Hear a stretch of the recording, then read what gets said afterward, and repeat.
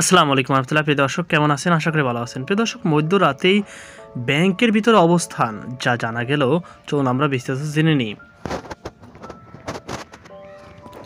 প্রিয় দর্শক, চট্টগ্রাম নগরের জাকির হোসেন সড়কের ফার্স্ট সিকিউরিটি ইসলামী ব্যাংকের খুলশী শাখার সামনে 20 ফেব্রুয়ারি রাত 1টা থেকে 2টা পর্যন্ত ঘটে কিছু অস্বাভাবিক ঘটনা, যা সামাজিক যোগাযোগ মাধ্যমে ভাইরাল হয়। সেখানে উপস্থিত মানুষের দাবি ছিল ব্যাংকটির কিছু কর্মকর্তা ভেতরে আটকা পড়েছেন এবং নারী কর্মীদেরও বের হতে দেওয়া হচ্ছে না। কিছু ভিডিওতে দাবি করা হয় ভিতরে একজন কর্মকর্তা আত্মহত্যার চেষ্টা করছেন। এই ঘটনার পরে সামাজিক যোগাযোগ মাধ্যমে ব্যাপক আলোচনা সমালোচনা শুরু হয়। মূলত ব্যাংকটির একজন কর্মকর্তা মোহাম্মদ আব্দুল কাদের তার বদলি আদেশ মেনে নিতে অস্বীকৃতি জানিয়ে ওই শাখা থেকে বের হওয়ার বিষয়টি জটিল করে তোলে। গত 20 ফেব্রুয়ারি সন্ধ্যায় তাকে বদলি আদেশ পাঠানো হয়। সেখানে তাকে সৈয়দপুর শাখায় বদলি করা হয়েছে। এই আদেশ পেয়ে আব্দুল কাদের আবেগতাড়িত হয়ে পড়েন এবং বলেন যদি তার বদলি আদেশ প্রত্যাহার না করা হয় তিনি শাখা থেকে বের হবেন না। এই ঘটনার পর কিছু ভিডিও সামাজিক যোগাযোগ মাধ্যমে ছড়িয়ে পড়ে, যাতে বলা হয় ব্যাংকটির কর্মকর্তাদের ভেতরে আটকে রাখা হয়েছে এবং একজন কর্মকর্তা আত্মহত্যার চেষ্টা করছেন।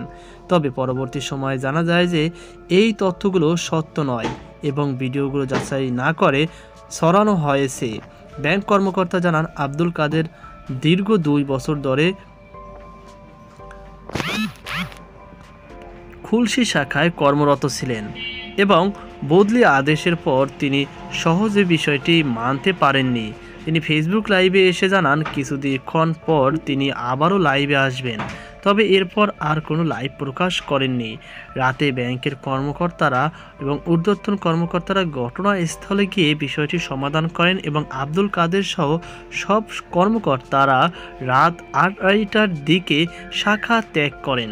খুলশী থানার ভারপ্রাপ্ত কর্মকর্তা ওসি মোহাম্মদ মুজিবুর রহমান বলেন, আমরা ঘটনাস্থলে গিয়ে দেখেছি এটি ব্যাংকের অভ্যন্তরীণ বিষয়।